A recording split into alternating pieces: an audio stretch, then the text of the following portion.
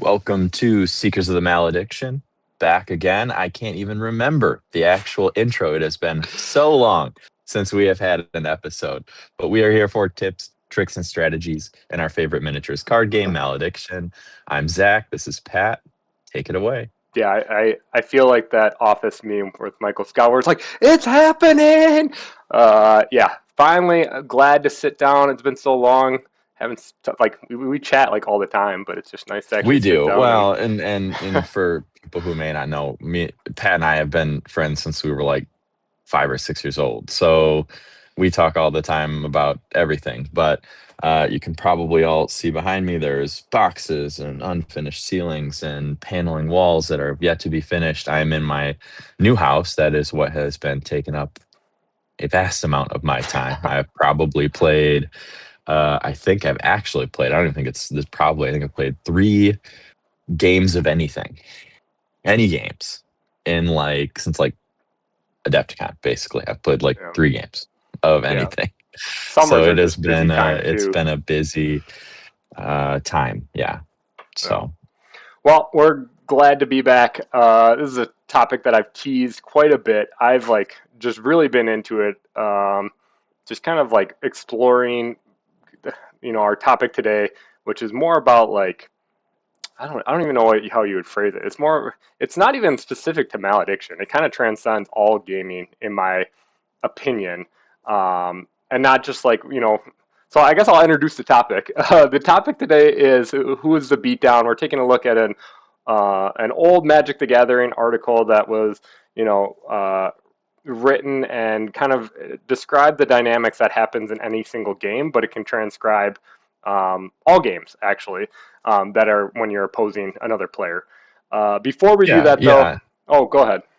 I was just gonna say no, I think that these are, that's it's a theoretical topic. It's something that isn't necessarily directly translated into your game, but it is like um lessons, theories, theorems, you name it, that we're going to be discussing that are, yeah, widely applicable to games. I think leaning back on some of the really vast and in-depth research and writing on magic is Hmm. very helpful to malediction. The parallels are obvious and it translates super well for some of the card game topics. And honestly, it translates super well, or I should say better, into malediction than it even does into some other miniatures games. I think miniatures games have a lot to learn from variety of, games research out there. Malediction gets to benefit from having both a card and miniatures game aspect to it, so it can kind of have a pretty broad array of applicable games research. So Yeah. So let me rewind just a minute. I want to get into some brief, relevant news that just came out at the time of this recording. We just had an FAQ and rules errata update. So go check that out if you haven't noticed it. The big highlight there, at least for me, is that well, one, they came out with an free for all mode, which was kind of it's fun. It's like a casual event. I played 2 games of it. They went exactly as I expected, where everyone just beats me up. But yeah, go check that out. And then the big relevant one from a competitive aspect is they finally changed attachments to not give mastery.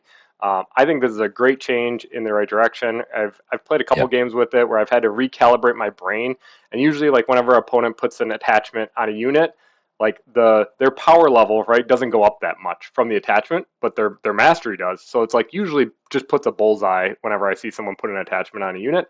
But now like killing that unit's like, oh well, that's still like, if you put a 2 cost attachment on a 4 drop, it makes it a 6 drop. That's a significant amount of mastery. But now it's still only giving 4. Maybe it's not worth targeting that guy over something else, right? yeah, Um, yeah. I know. I think it's a great step in the right direction, and I think honestly, you could just and hopefully we'll see this maybe with some of the upcoming releases yet this year.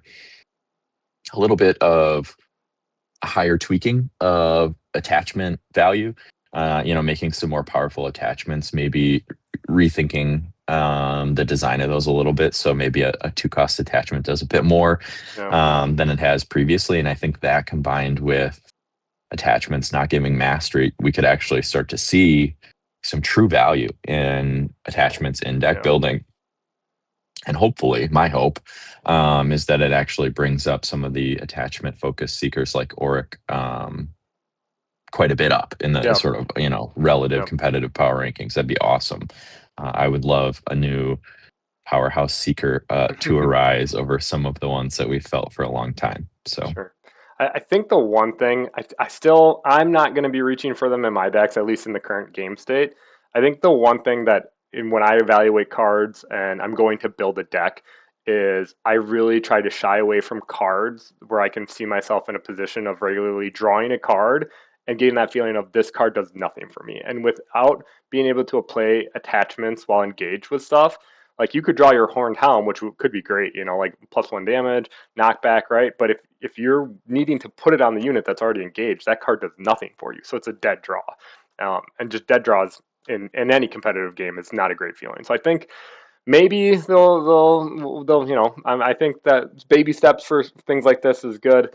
I'll be interested to see how much of an impact this makes. But I still think you could justify with what the attachments are doing in the current game state compared to like spells, which they kind of serve a similar purpose. Attachments are more of a long-term investment, where spells are immediate, right? But if you look at like the comparison of what similar cost spells get you to an attachment, the spells usually almost always win out, is what I'm feeling like. what if you I'm sorry, I'm taken away from our main topic today, but I'm curious. I would be curious to see like a one cost attachment that maybe has like some minor benefit. I Hmm. don't even know what it would be, +1 defense or something. So But it great, is when you play this attachment, draw a card. oh yeah, yep, yeah. I think that's like they need to get That more would creative be, on like or it resources, could like be right, like yeah, um, or cycling it, getting his +2 damage, and just drawing cards, and actually add like sort of. I mean, we'll eventually get to the topic of card advantage, which I think is a huge one for Malediction, and I think that something like that could yeah. just change the game for attachments. Well, that is I'll kind of use that as a segue. So, in upcoming product reinforcement packs, they are teasing. I believe each one has an attachment, and I believe I've heard that the attachments are faction specific. So we're actually, I think that there's going to be faction specific ones, and I do think like Auric already draws a card when he plays an item. So giving an Auric an attachment that essentially lets him draw 2 cards when he plays it could be broken. But you could give that to other factions, and then it could be irrelevant, right? That just not primal or order. Um, so yeah, there's some interesting design space there. I think that they could use most attachments could use a bump in power level as well. But yeah, those reinforcement packs I was talking about that they teased, they're finally coming. So at the time of this recording, they are going to be doing an incursion event on Friday, announcing I think the release dates of those reinforcement packs, as well as just giving us an update and kind of like their annual roadmap and like things coming. So look forward to that. Or if you've already, this is July 21st that we're recording this. If it's already past that Friday, then go check out the YouTube recording. So let's get back to our main subject. Zach, why don't you just, we kind of briefly talked about it, like what is about, like could you elaborate, I guess, on who is the beatdown, like that article, Sure. and like why it's Yeah, who. yeah. Who's so historically speaking, so Who's the Beatdown, if I remember correctly, was first written, issued on an old website, which I think still exists because the game store still exists. But it was a website called Star City Games, and for those who have a history with Magic, you know that Star City Games was like the place for a long, long, long time for Magic, Magic the Gathering articles, and sort of research analysis, deck reviews, battle, tournament reports, things like that. There have been a couple websites that have been pretty integral to that game's history. And I know, the dojo and you name it, but Star City Games was a huge one. And interestingly enough, was a huge one for when Pat and I were more steeply playing Magic the Gathering, and they had, like a premium subscription and a free subscription. It was a cool place. And so that website had an article written by Mike Flores. Mike Flores is a very famous magic, I don't know, theorist, writer. And this article was entitled "Who's the Beatdown?" and it attempts to explain to the reader, potential player of the game, how to evaluate your position in a game to understand if you need to be active and actively pressuring your opponent in a variety of ways to close the game out, because being inactive puts your opponent on a better foot, basically. So the idea was, we'll go into it more, but the idea generally is, let's say we have two sort of um, slower control builds that both have similar builds of drawing cards and doing things. One of those decks, inevitably, even if it's a minor advantage, is going to be better at doing those things than the other deck. Maybe it's even at a certain point the decks are exactly the same, but you have different player attitudes or player skill level. Or like There's who going even to be goes one. first, right? Like even things that Yeah, right, exactly. And so there's always something that both players need to understand who is more advantaged by being active and pressuring, and who is more advantaged by being a little more reactive, slower, and a little more methodical in their play. And that's sort of the general idea of who's the beatdown. Pat and I have read the article. I mean, I've read the article a million times. Pat's very familiar with it at this point too. And I think both of us kind of became reintroduced to the article, despite its notoriety, through Patrick Chapin, who's another Magic Hall of Famer. His writings and his books on Magic. So he wrote a book called Next Level Magic. He wrote a book called Next Level Deck Building, I think is what it's called.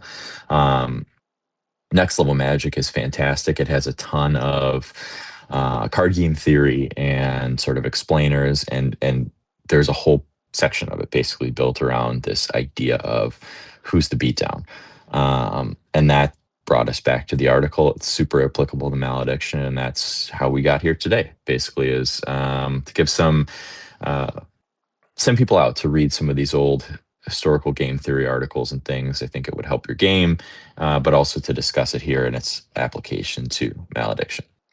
yeah. And I'll just add, so like I think the big thing to me is that it really brings to your forefront more about like thinking about the game, right? Going into it, right? And I think that a lot of, and I see this in Malediction a lot, right? So human nature, that we love to categorize ourselves, right? We like to put identities on ourselves and say, I'm a control player, I'm an aggro player, right? Or like you build a deck and you're like, this deck is mid range, right? And you're using that label on your deck box essentially that you go up to a table and you go, I know I'm playing aggro, I got to play this way, right? And so a lot of times before you even sit down, you can potentially lose the game, right? Because you're not even thinking about what your opponent is playing, right? So this really, kind of puts you in a mentality and to kind of sit down and really evaluate the game every time you come to sit down at the table, to do this exercise and figure out, okay, am I the aggressor here, or do I need to be more reactive? And in a game with Malediction where it's a best of one and you look at opponents' decks and then you get a sideboard, this is extremely important because this is exactly what your sideboard should be doing. You should be looking at your opponent and going, hey, can I beat this guy faster than he can beat me? If not, and I need to be the reactive player, I should be sideboarding cards to be more control based, right? To be able to stifle off and stabilize his early aggression, and then turn the corner, and then you become the aggressor and close out the game, right? Or if you do think you're faster than him, but you guys are both aggro, what can I side in to just get underneath him and close it out just a little bit before him? So this is kind of what we're talking about, and I guess we've already started, but like, how does this translate to Malediction, really, right? Is kind of like what the meat of this is that we're wanting to talk about. Would it be helpful to maybe talk quickly about deck archetypes in a more general sense? I think we'll have videos in the future where we go a little deeper into the idea of deck archetypes. But I think it might be helpful as just a lead in to who's the beatdown. Sure. And I think, most listeners are probably generally familiar with a variety of deck archetype names and generally what they do. But maybe just as a refresher, right? We have aggro decks. And both in Malediction and other games, the idea there is that you are playing a multitude of very efficient, fast threats that are often cheaply costed, get on the board quickly, and are actively, immediately pressuring your opponent to basically push them back from their goals and close out the game quickly. You have control decks, which are usually very reactive. They want to react to what the opponent is doing, they want to prevent what the opponent is doing, and then slowly build into a game in which the opponent is prevented from doing much at all and you win as a result. You have mid-range decks. Now, mid-range decks are a strange type, and I think maybe the one or one of two that are a little less familiar to everybody. A mid-range deck is one that attempts to sort of almost control the early game through efficient little early threats. They have some reactive cards. They try and throw the opponent off a little bit. And then the idea is eventually you have enough resources in the game that you are turning a corner. That you are, maybe this is turn 3 or 4 in Malediction where you're getting a bunch of echo at the beginning of the turn, and you are able to turn a corner, play very strong, powerful threats that are often a little more costed, and you shut down the game with those threats. You have successfully made it to the point where you have the resources to play your game enders. And that's sort of a mid range type style of play.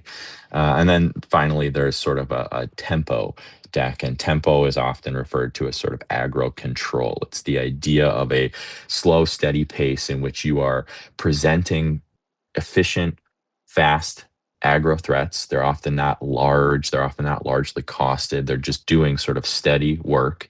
And then They're you have a also deck built. they're also evasive, right? I think that's a huge part That's of fair. Yeah. tempo is they're sticky. They're hard to remove, so they just stay around forever. But Yep, continue with the tempo exactly. archetype. Yeah, well, and then the rest of the deck is built to be reactive. It's built to basically prevent your opponent from doing what they want to do. Well, your small, efficient, sticky, evasive at threats help slowly close out that game. Yep. And that's generally, I think we'll dive deeper in the future into those archetypes, but that's generally sort of the four main archetypes when we're talking about a game like Magic. Yep. And I think they translate very well generally into Malediction. Yeah. And Who's the Beatdown kind of builds off of this idea of, in a way, your archetype matters, of course, for its play style, how you play it, how you're looking at the game. But there are points in an actual individual game that you may need to reevaluate your deck archetype, your strategy, and how you are playing that deck. Yeah. I think that the majority of deck archetypes in Malediction are mid range, right? And mid range, just to elaborate on how I kind of view it, because I mean you did a great job, but to me it's like the jack of all trade, master of none, right? You're not as good as aggro, you're not as good as control, but what you gain in that is you can play either, and usually your sideboard lets you lean a little bit harder into one direction or another. So if you're playing mid range, you're actually like going through this exercise of identifying who is the beatdown. You're kind of favoring yourself a little bit more than these decks that can play one dimensional.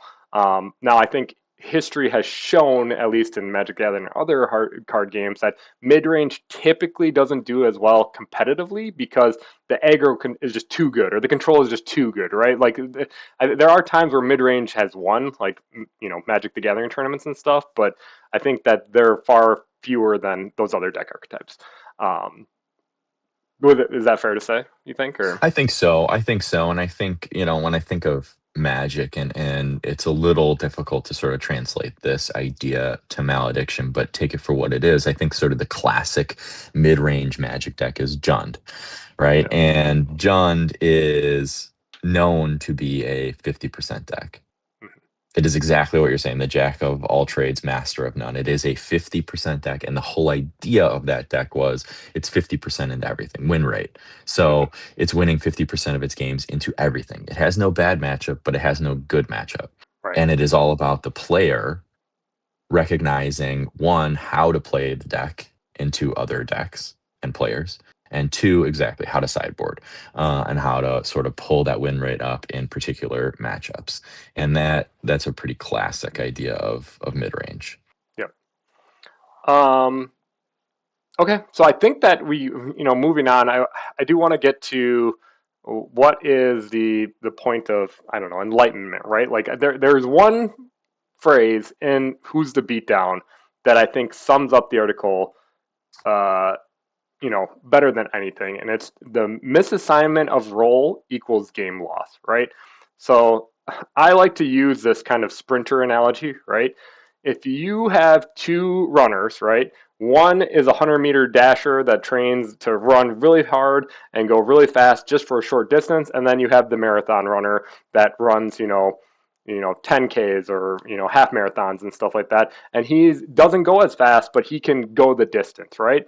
So if you are sitting down for a game of Malediction and you think, "Hey, I am the marathon runner," but but you're actually like your deck is more of a sprinter, and the guy next to you is actually faster than you. You trying to stretch that game out. Oh, sorry, I did that wrong. If you think that you are in a position where you're the marathon runner, but you're actually the sprinter, and the guy next to you is actually the marathon runner, stretching that game out, you're just gonna lose, right? Just because the other guy is gonna outrun you, and you might start off quicker and feel like you're making progress, but then eventually the marathon runner is just gonna blow past you, and it's not even gonna be close. So and I see a lot of this too, like when people like talk to me and stuff, like, oh, I keep losing to aggro, and I'm trying to play like a mid rate, like especially with Landro, right? Like I've seen people come to me and be like, I keep on losing to aggro, and then I look at their deck and they're running like crossbowmen and valorous commands, and like some of these like really staple like more active cards, right? When we talk about aggro, you want more active cards. When you talk about control, you want more reactive cards, and like half their deck is these active cards. And so it's like well, yeah, Landril can't go as fast as these aggro players, but your deck is trying to do that, and that's why you're losing. You need to slow down the game and stretch it out as long as possible and try to stabilize to turn that corner. Um, yeah, I That's guess. Do you have exactly anything? right. And yeah, well, and truthfully, in my experience, I mean, I have seen in my experience with Malediction, I have seen the other side more so than playing against Landriel, right? I've played more Landriel than I've played against her. And that's exactly the case, right? When people see me have a slow start with Landriel, they often think that they can take advantage of that slow start, not to be active, not to pressure me, Hmm. but instead to also set themselves up. And they're not realizing, right? They want to be the marathon runner. They want to freely play things and build up their board and then come at me. Yep. But they don't understand that the Landriel deck is the marathon runner. And by the time they decide to engage and to pressure and to present actual threats, the Landriel deck is set up. That Yep. thing is the marathon runner of this game. And it's over. It's Yep. over as soon as you didn't pressure me by turn two.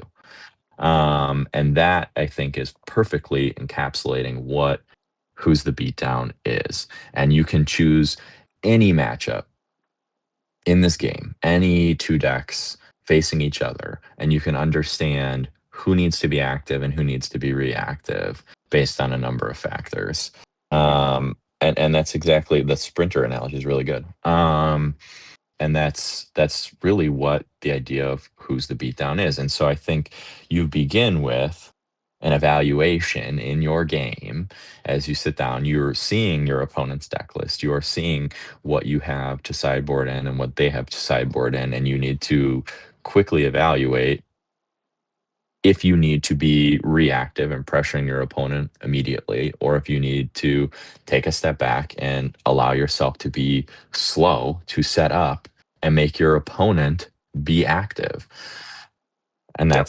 that's where we're at. So I don't know what you have next for No, I mean, I think where to go from I do there. want to expand on that, right? And I think that for a lot of times, right? And like, this is something that I don't think I've had, it's hard to talk about because, like, like people are like, oh, Echo is so important as a resource, blah, blah, blah. I've often chimed in and been like, oh, actually, cards are the most valuable resource in this game. I actually, after kind of getting ready and prepping for this episode and this subject and really going back and rereading, I think the most valuable resources in this game, at least, and as well as Magic and maybe even other games, is time, right? The how long, like time as a resource and stretching the game out, right? And this is things that we've talked about with Londril and stuff about placing your husks on opposite ends of the board, so it takes them longer to pick them up and run to you, right? Um, as the aggro player, trying to speed up the game to like take control of it, right? Whereas the control player is trying to slow down the game. The more rounds this goes on, the control player is favored, right? And that's why, I guess there's an infamous thing that I think Patrick Chapin talked about in Next Level Magic, and he talks about planting a flag as the aggro player. And this is the classic turn one lava spike, right? Play that you've seen in early Magic, where turn one, you lava spike someone and you do 5 damage with them, and it, like to an experienced Magic the Gathering player, you're like, well, that's an awful move. You wasted a card to do 5 damage. But by doing that, you're planting a flag and saying we are not playing your game, the control player's game, right? We are playing my game, and you're almost taking control of the game by speeding it up, right? Because once you get to a certain life force in Magic or mastery and Malediction, like if you have your opponent on 36, 38 mastery, every single unit counts. And so the amount of virtual card advantage that you actually gain while playing your opponent just goes through the roof. You could literally be holding blank pieces of paper, but they have to play like you have an adrenaline rush or an unmake, or you know what I mean? Any card in your hand can be a threat that could close out the game, right? So by putting pressure and getting them as close to 36, 38 master as fast as you can, you as the aggro player are taking control, I guess. um, Yeah, that's an excellent point. Um, yeah, you sort of dictate the pace of the game once you have gotten the mastery to a certain level as the active aggro player. And um, I think the I think there's a variety of factors in malediction that can help you evaluate your role in a particular matchup or game.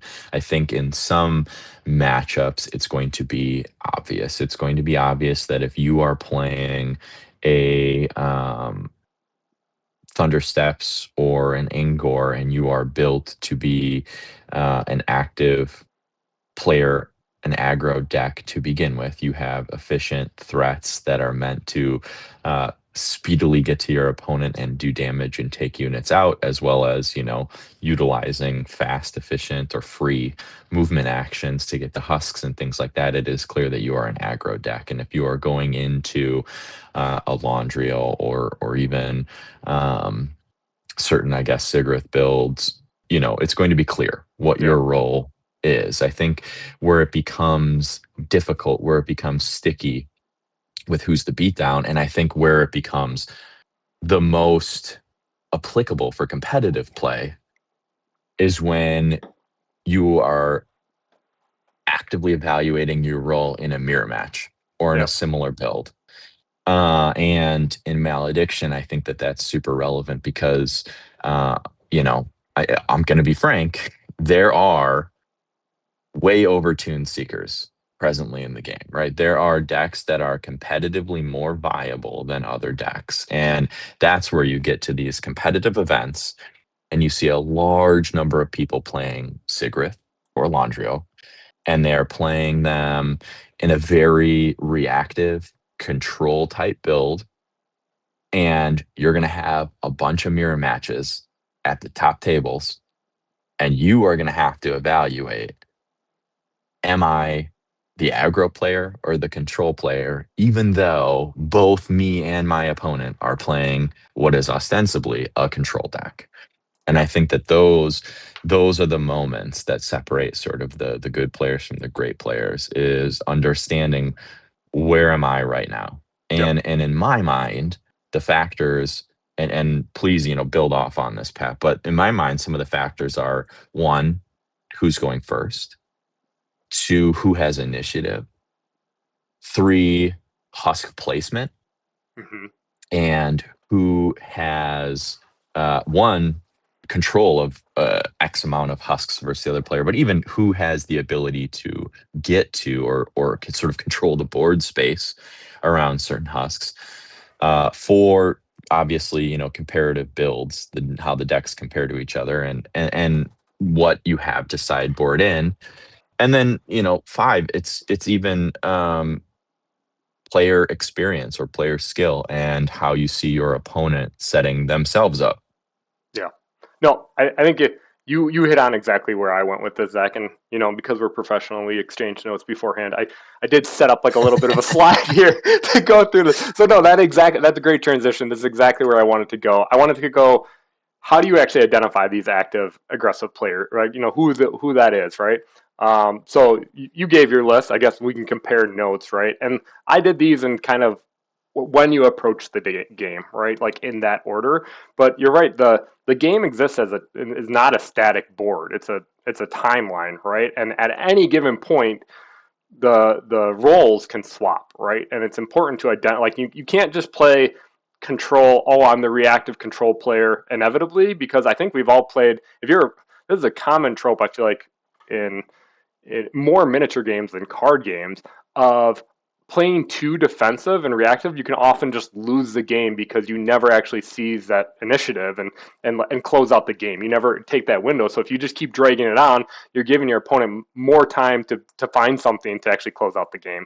But yeah, so first and foremost, I think for me is you exchange deck lists and you look at who has inevitability. And to me, that is, if this game went on indefinitely, who just has the stronger cards that is gonna smash you, right? Like you can just look at like the cost of the cards, who has 8, 9 drop uniques, who has more, like whose cards just have more impact, right? And I think this is first and foremost why Londril is number one, because you're jamming all the uniques in there, all the Yes. strong to manifest card, like it's just her power I level think is.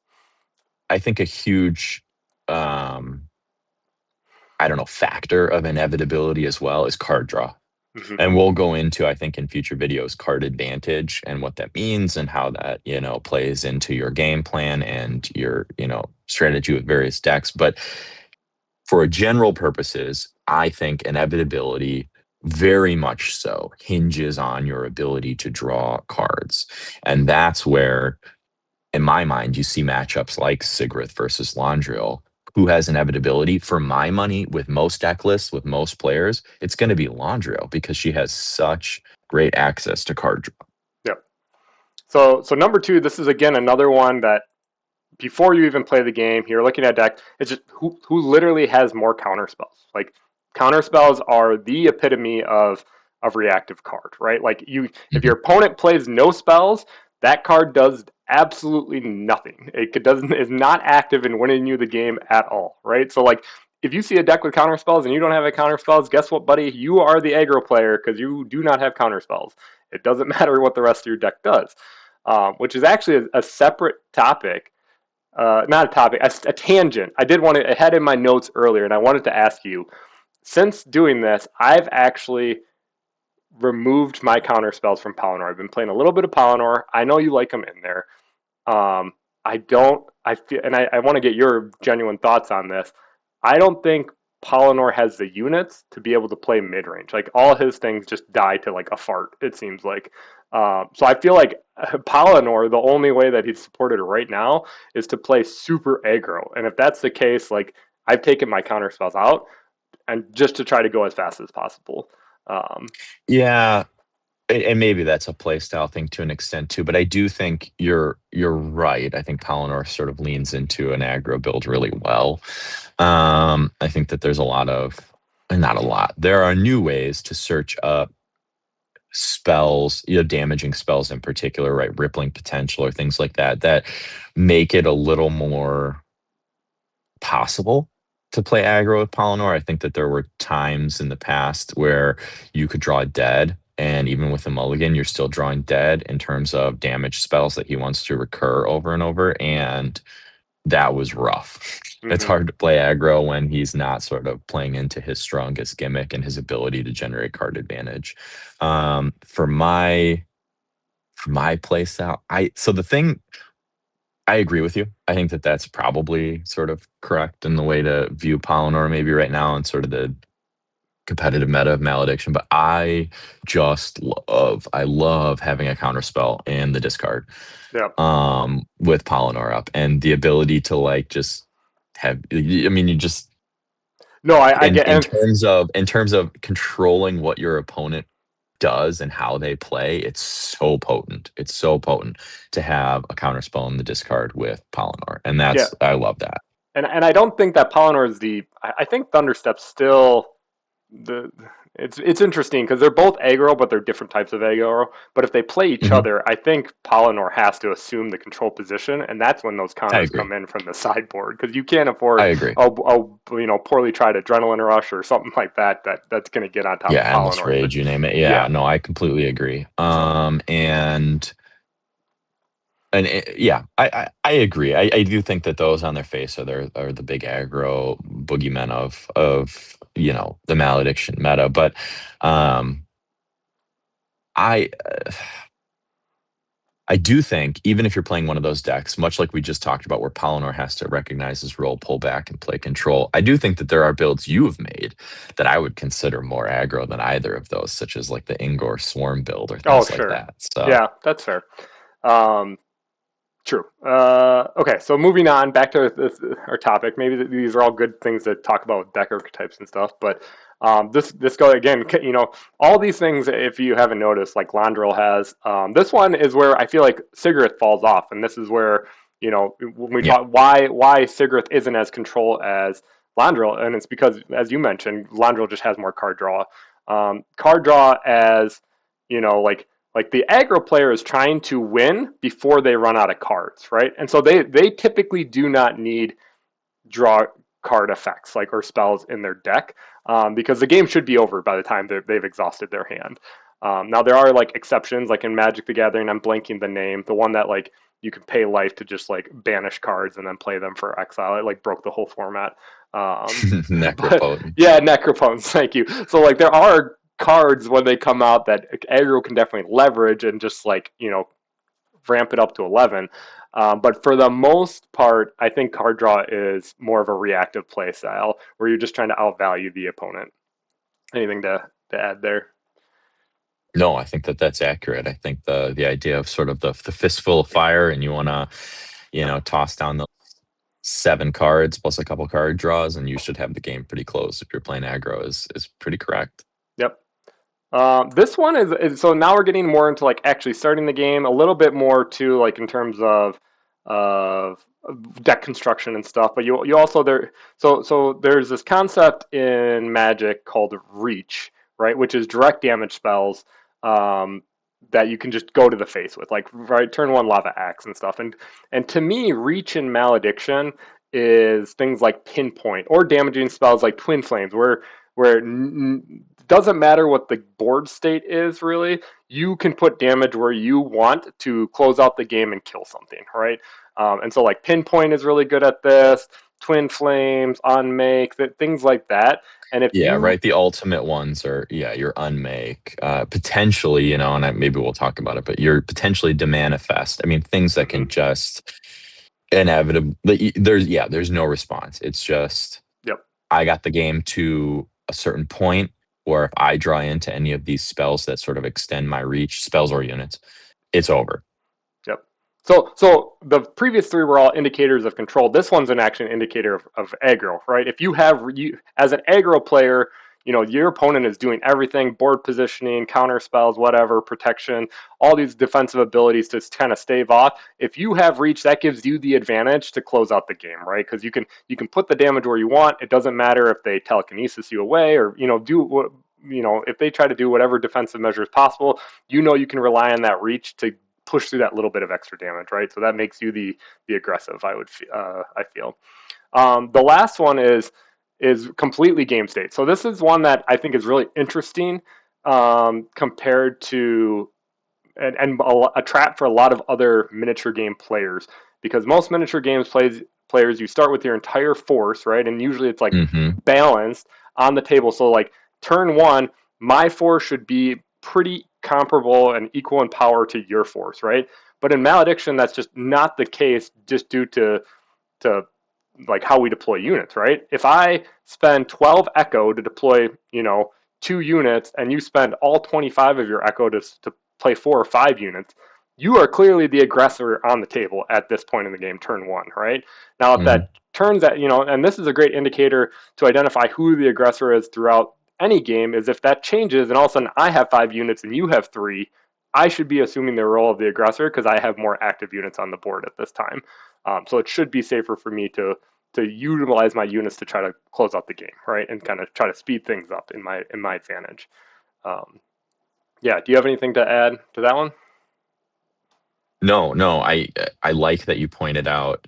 I totally agree, and I think that this is where some card game theory really gets uh, more, I don't know, a larger outsized portion of sort of the idea of thinking about malediction, because the need to draw into your units is so unique to malediction, and is where I agree. I think it really throws, even other, even competitive players from other miniature games, it definitely throws you to have to think about drawing into your units and playing them, and how that impacts, one, yes, your role, but two, also just the general board state, and how that, how your role may change as a result of draws.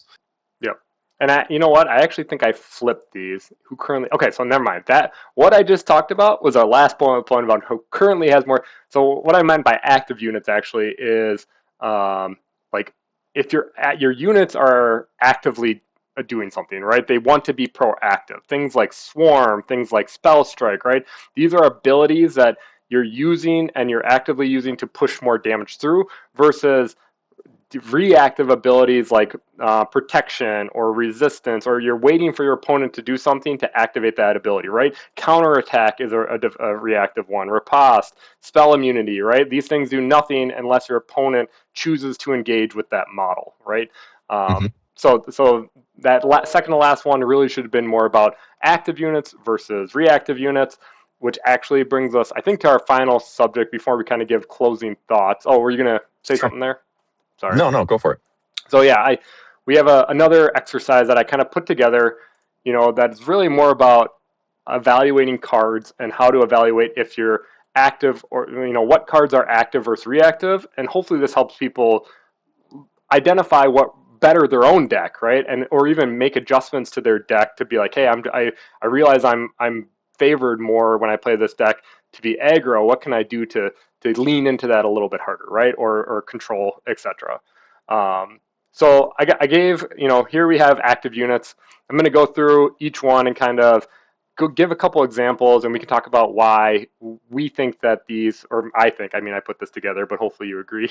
It'll be Yeah. interesting if you Yeah. don't agree, why these cards are active. So we have Terric Beast, we have Conclave Artillerist, and then we have Armor Revenant here, actually. So it's funny because I just talked about how counterattack is defensive, but Terric Beast, it's cheap, it is really fast, so it gets up the board and contests Huss and gets positioning, and then it has Swarm One, which is just like you are actively triggering this ability to push more damage. Same thing with I think, Conclave. Oh, go ahead. yeah, to I think an easy way for me when I'm looking at cards like this and trying to determine active versus reactive, things like that, is we can look at where that unit in particular, in this case, gets its most value from, right? Hmm. What makes this unit valuable? Why is it valuable? And am I using it in a way that efficiently um, highlights or increases its value, right? Why are Terric Beasts good? Well, they're good because they're fast as hell and they're cheap as hell.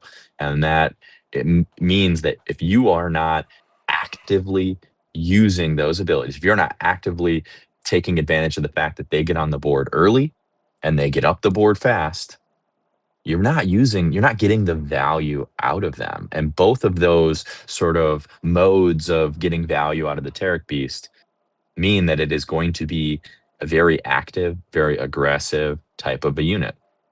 Yep. Yeah. No, well said.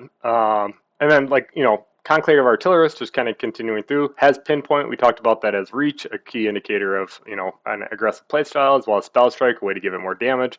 The last one, Armored Revenant, I think I just tried to get an example here of additional action economy, right? So the fact that he has Cleave, you can trigger it. Anything that I guess I could have put like Boneclaw Raider for the free move, or units that have hit and run.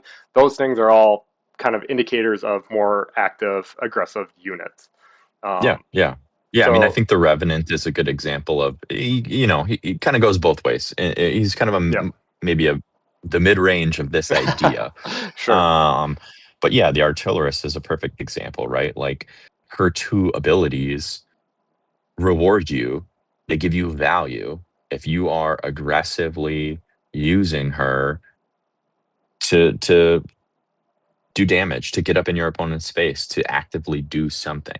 yes, Outside of that, her sitting back, she's a 4 cost unit that has, middling stats. yep, You're not getting your value out of her. yep. We so again, breezing through these active spells, I think we've kind of hit on all of these. Twin Flames, it's reach, direct damage. Valor's Command, extra actions, right? Same reason why the Armored Revenant is relevant. And then like Writhing Pain, another spell that just you put it on something and it cranks a lot of damage. So these are all active cards that are going to let you play more of an aggressive play style. Um, Anything to move on there before we move on to reactive staples or cards? No, no, I think the spells are even more sort of self-explanatory in terms of whether or not they are aggressive, active versus reactive, and controlly than units. Yeah, this Yeah. is very clear. Yep. All right, so we'll move on to reactive cards now. These are cards that you'll reach to for more of the control play style, or identifying the control role. So we have things like Shield Mage. I think we already talked about this. Not only does he have protection to take damage from another unit, he has resistance 1. Just again, he needs to get hit in order for his abilities to be relevant, and he also Right, has right. a small damage. Right, 3/2 is kind of I was just small. gonna say, yeah, is a 7 cost unit who's pinging stuff for 3 or 2 worth it? No. But is the Yeah. Shield Mage a good card? Yeah. Because his value comes from his reactive control abilities and his ability to slow down and help you dictate the pace of the game. Yeah, Yeah. perfect. Reactive. Yep. So another one on here. Actually, I'm gonna, this one maybe again middle, but I see Flesh Ripper really as a control matchup, and really it's just because it has a crap ton of hit points, and so you put this thing on a husk, and you know that you're going to be contesting that husk for as long time you need until you can clear it off, right? It has energy drain to get some of its health back, and then when it dies, it does a little bit of damage, but some could see that death throws as an aggressive thing, right? But your opponent has to kill the model unless you have spells that like defeat your own models, right? The, Death throws is a reactive ability where your opponent needs to engage with it really to activate that ability. So I see this as kind of like actually Yeah, probably one of the better I think control maybe yeah, I Legion was gonna cards. I say was I gonna think say, maybe the Revenant and the Flesh Ripper are both really good examples of cards that can fulfill different roles based on the role that you have assigned yourself in the game as well. I think both of them are sort of um, the Flesh Ripper as an example, yeah, makes for a very good reactive card. He is a blob of hit points that you need to get through.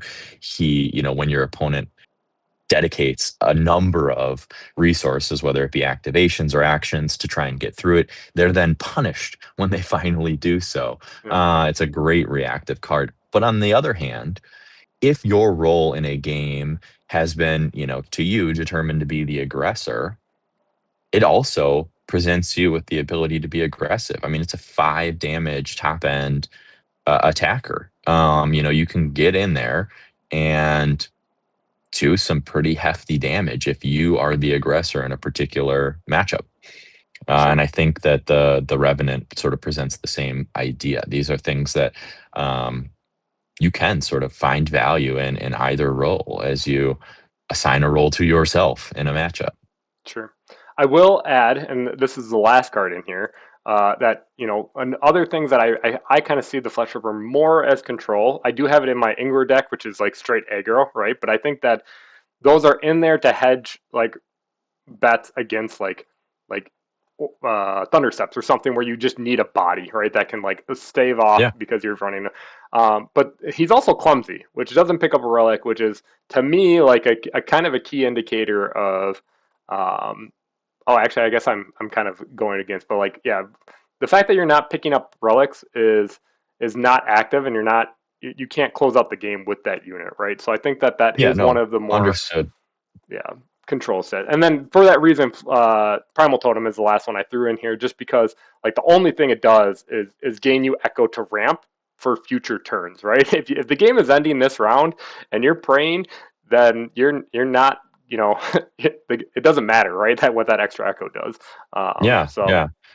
And I think my point with sort of these idea of like Flesh Ripper and Revenant, where they can sort of flop to either yep, side, is to help others understand how to evaluate themselves in a matchup as well, right? When you are comparing your deck list to an opponent's deck list or your board state to your opponent's board state, your access to units and cards that can flip, right? That can yep, go from that can play roles that are both reactive and active should be in your mind as you are evaluating what your role is. I mean, if you have flesh rippers on the board, but your opponent is playing a Laundriel or something and they're slowly castling up, you are the aggressor. And you have access to things on the board that can be aggressive and you can utilize them to be aggressive, I guess is my point. And similarly, if you're playing, the Ingor deck, but you are on the back foot, your role has shifted. You are no longer the aggressor, but playing in a control type role.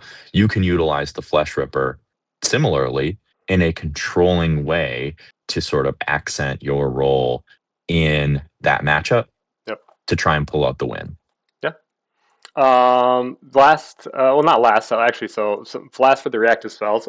So these are just staples. I think that just like the spells, I feel like spells are a lot easier to identify the roles rather For sure. than 100%. units. But as you mentioned, but obviously neutralizing ward, counter spell, ward of Arcaris, prevention damage kind of stuff. Any healing is very reactive as well. You need to be damaged in order to take it. And then Hunter Sense is just a card draw, right? So like I think that this card, if you're spending one echo and an activation to draw cards, that typically is a little bit slower than if you just had the card in hand that actively did something, right? Is kind of my Yep. thought on it. So yeah, the last segment I kind of wanted to get on to is like the unsureds, right? Like you kind of talked about ones that straddle and you can leverage for your role and stuff like that, and kind of go through these. I guess I accidentally added some examples in there already with the Flesh Ripper and the Revenant, but I think these ones are even pose a more bigger question mark, and I'm curious like what your thoughts on why that is. So first Yeah. one is the biggest offender, I think, Valkyris Priest. Is this a reactive card or an active card, in your opinion, and Yeah, why? this is a difficult one to evaluate. So in part it is because, in my opinion, the priest it's so good, right? It's so overtuned to fit the curve of the game that it supports essentially any role that you are sitting in as a player. So when we think of the idea of sort of the echo curve, this idea that your resources at the beginning of the game are smaller, and as the game goes on, your access to echo and other resources, cards, etc., increases. The Valkyr's Priest changes that metric entirely. And so it is giving you access to such heavy resources so early in the curve of the game that it is really supportive of any role that Yeah, you are playing. If you are an aggro player, it is giving you access to more resources to put more things on the board, to put more pressure on your opponent and be the aggressor. If you are reactive, it is giving you access to more resources to either one, build into larger things earlier so that you can take control of the game, you can turn the corner quicker, yep, or it's really just giving you access to play more reactive cards. I mean, yep, I agree. It's a difficult card to evaluate because it's just such a good support card that changes the entire curve of the game that it can do whatever. I mean, yeah. it's Well, and the Valkyr's Priest. It's the I think best card you in the hit game. on a couple things I was trying to like put up with the like or put down with this like this whole category and this whole segment is that I just showed the totem, which has prey, does that similar ramp that you were talking about. But that clearly to me is a reactive card. So like, what makes this potentially an active card is that she can walk and pick up things, and she has a range 6 weapon for no reason at all. Like if this Yeah. thing didn't have a range 6 weapon and just sat back and prayed and healed, it would be 100% reactive. It wouldn't be good. But the fact that once this guy, you're flush on Echo, doesn't have anything it really cares to heal, can just walk up and shoot something or walk up and claim a relic, makes it ridiculous. Like it just makes it ridiculous in an aggro deck, in my perspective, because she can do, like you said, she can do Yeah. everything.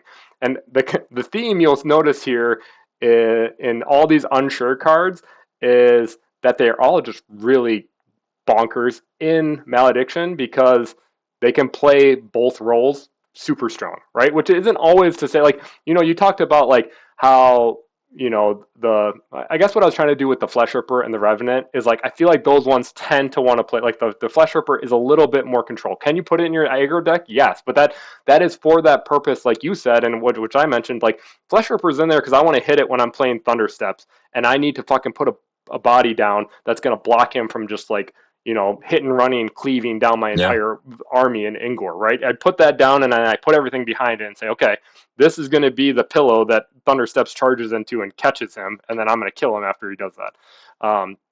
So yeah, Priest I think is both, and that's going to be a kind of a theme with all of these. The next one, Shaman, another support piece, right?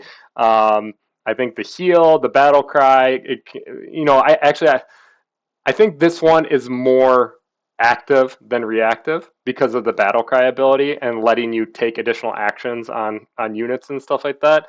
But again, the fact that she has just a range 6 gun on a control, like on a support piece, is just, I don't know why Loot likes doing this, to be honest with you. Like it doesn't make sense. So like, oh, these support models, they're just sitting around and back and like, like I imagine the conversation is like, well, what happens if they just can't battle cry anything or do? Oh, I know. Let's just let them shoot from where they are. It's like it just doesn't make any sense. Like I feel like if they took the gun off both of these units, maybe they'd be a little bit more balanced. But right now, I think these two are like probably some of the biggest offenders for the best units in the game, along with like 2 drops Yeah. and stuff like that. But yeah, I guess this one probably a little bit more active. Do you have any thoughts on this? I guess. I think that's true. I think it is probably a little more active, but it can fulfill both roles technically. I think honestly, the only thing that maybe I think you're right in evaluating it as sort of a straddling card. I Mm-hmm. would say the reason that we feel like it leans more active is really because of its color pairing, right? Mm-hmm. Like there isn't maybe Leanna kind of tries to lean into sort of a red based reactive build, but she's still built pretty Yeah. aggro. Yep. And so I think that the red color in general is more aggressive Yep. as its theme, as it is built presently, and if there were access to sort of a control build or maybe a controlled dual color caster that included red, maybe I think this would straddle even more and it would Yep. still fit because of the idea of sort of building extra resources fits both roles very well. Sure. The last one I have, which I guess this isn't like a kind of a toss up, is the gargoyle, right? This is another low cost body. He has nimble, he has flying, speed 8. So I guess where do you put this card? In your, from your perspective, does it seem to lean a little bit more reactive I would or? say it leans more active, but I think that it tends to be utilized as a game extender in the sense that um, it is often used as a card to contest or claim husks to extend the game to allow you to further set up your, sort of reactive deck and close the game out controlling the board. That said, I mean, it also fits in sort of a Polinar aggro build, right? Yep. It's fast, it flies, it gets where you want it to be. It can get you those 10 points off a husk and help you close out the game, with some of your reach spells then. And so I think it does sort of play both roles well, depending on the role that you have assigned yourself in a matchup. I would say it leans active. Yeah, and that was kind of my thought with this one, right? I think this is a good unit where it has speed 8. Okay, that's like an active stat, right? I identify it with. But then flying, I guess is a little bit more active too. But I think that the way I use gargoyles the most is to just, like you said, control or contest Huss, like pick up or contest Huss, right? If I'm about to lose the game because someone's 100%. going to pick them up, I just fly the gargoyle. They spend an action going and trying to engage it, and then he just keeps on flying like to opposite sides of the hut, right, and just taking one hit every time. Yep. So that's kind of what I use it for. So yeah, it kind of straddle both sides. We'll finish off here with the spells then. So first one, I think no surprise, is the manifest. This is one that, just like the priest, I think, right, straddle plays both really well. But if you think about it, like from a active player perspective, it's not gaining you mastery, right? You pick up a model and take it off the board, right? And like Yes. typically, the reason why I did this one, I guess, is because when I think more of the control matchup, right? Control players love bouncing like unsummon, right? That's a typical control blue white control card in Magic the Gathering, which says target a creature and then put it back to your controller's hand, right? Yeah, your opponent's going to play that right away again probably, but what have you done? You bought in yourself a turn, which stretches the game out longer, right? So like You have typically, wasted their resources. Yeah. yeah. So typically, like this is a more control based, right? But I think it fits very well in Malediction because you can unsummon mastery, or sorry, a relic, right, and have them drop a relic, and then maybe you go and pick it up, right? Um, so I don't know. Do you have more thoughts on Yes. it? No, I completely agree. I think that this is De Manifest is sort of the classic, like, it's such a good reactive card. The ability to waste just a huge amount of your opponent's resources is so strong. But it also fulfills the role of reach incredibly well. Right. It can come out of nowhere, pop a relic holder, you claim the relic, and you just win. It's a 20 mastery swing. It's incredibly good in terms of closing games out and giving you reach. And so it's one of those cards that if your role, as you are evaluating you and your opponent's position in a particular matchup, that you are the aggressor, you can use it very well aggressively. That said, it's often going to be just an absolute, never, always included staple Yep. in reactive control builds because it is just the epitome of awesome reactive spell. Yep. I'm gonna skip a card. I think. Oh no, it is the next one. So that that was a great tangent. So I think, to your point about how this card is always in control, but can be played, like the manifest can be, is always going to be in Yep. control, but it can be. I think I wanted to bring in force balance, right? Because I think this one isn't able to straddle, and I think I've had some people ask me like, why don't you play in force balance and Londril and stuff like that? And I think if you really dissect this card, um, it's really only an active card because you want to play it when you have fewer cards in hand than your I think opponent, so right? too. I think so too. And um I think it's weird. So I don't think Londriel wants to play it just because um well, for a variety of reasons of basically how her idea of reaction and inevitability work. That said, this card is so good in like a generally control a reactive like Sigrith type build. Hmm. And I'm sure that there will be, or maybe even Grisa fits it. I don't know, but there will be other seekers that sort of fulfill that same role. It is, in my opinion, like the card to win you the game when you are playing white control or control leaning, Hmm. and you go up against a better control deck. Right. This card is like when your role switches to be the aggressor, because and you generally are not the aggressor. This is the thing that often is just like, boom, take out the other control deck, and now I steamroll them with aggressive plays. Yep. Yeah. And like, I just wanted to, like, I guess, while evaluating, you got to think about, like, this is why, like, it's important to identify your role and what your deck is wanting to do, and then play into that, right? So, like, like if you're playing, like, I guess the main reason why this isn't in it is because Londril is flush with card draw, right? Which is a control card. Mhm. But if you have cards, this card does nothing.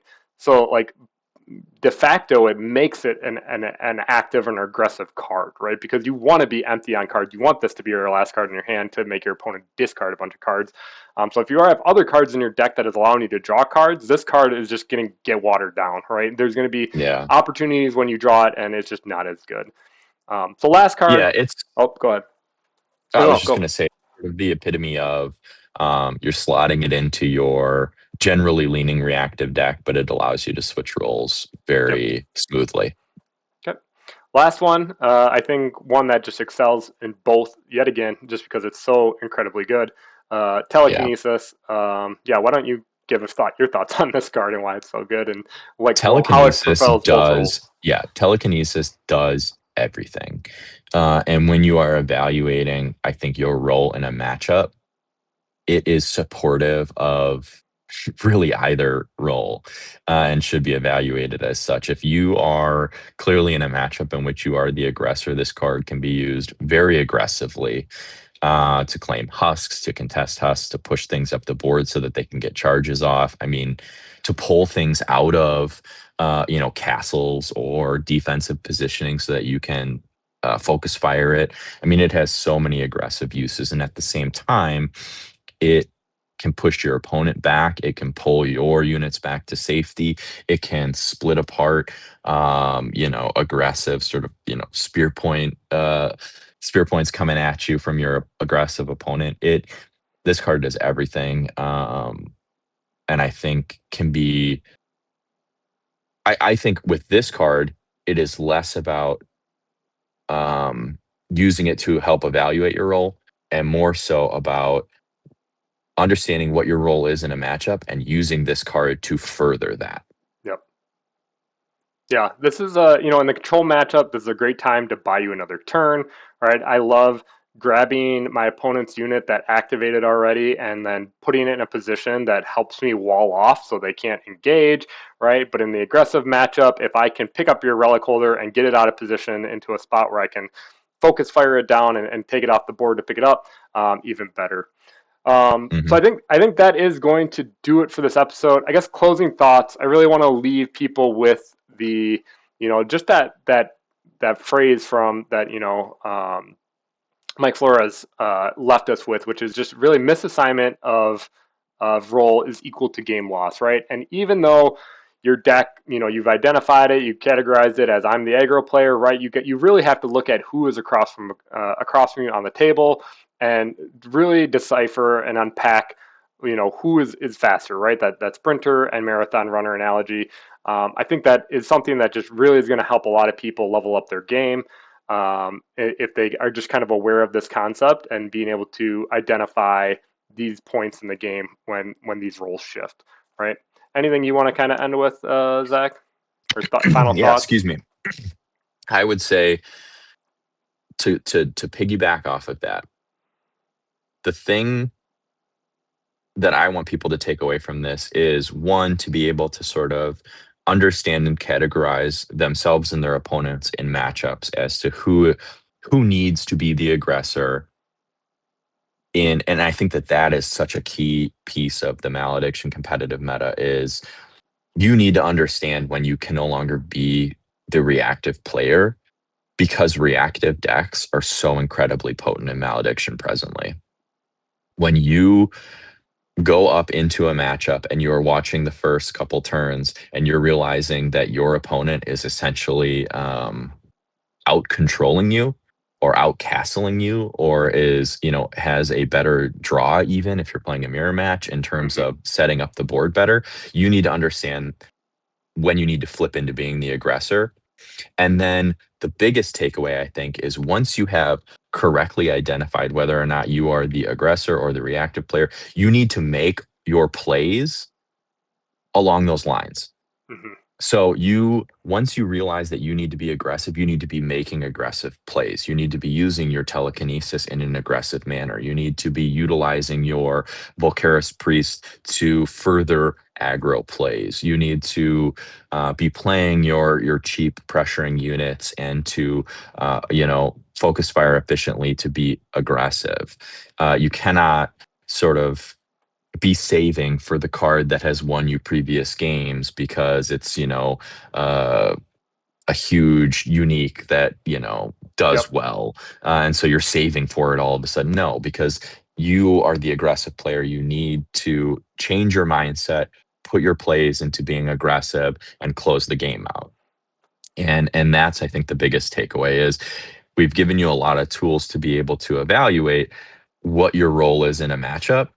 Then it is up to you as the player in that matchup to make sure that all the cards you are playing, all the plays you are making align with that role that you have identified.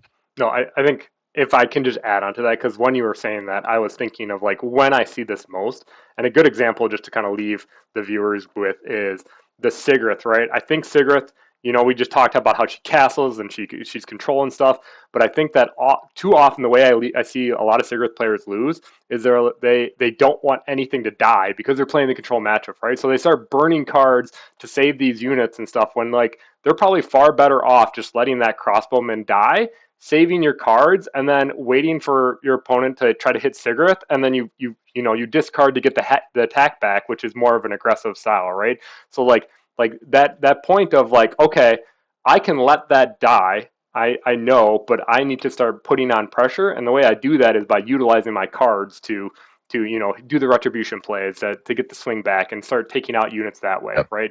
So I think that was a great point.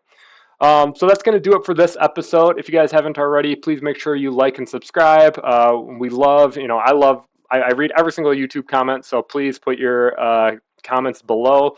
Love to have any discussion on your thoughts on this. And yeah, until next time, peace.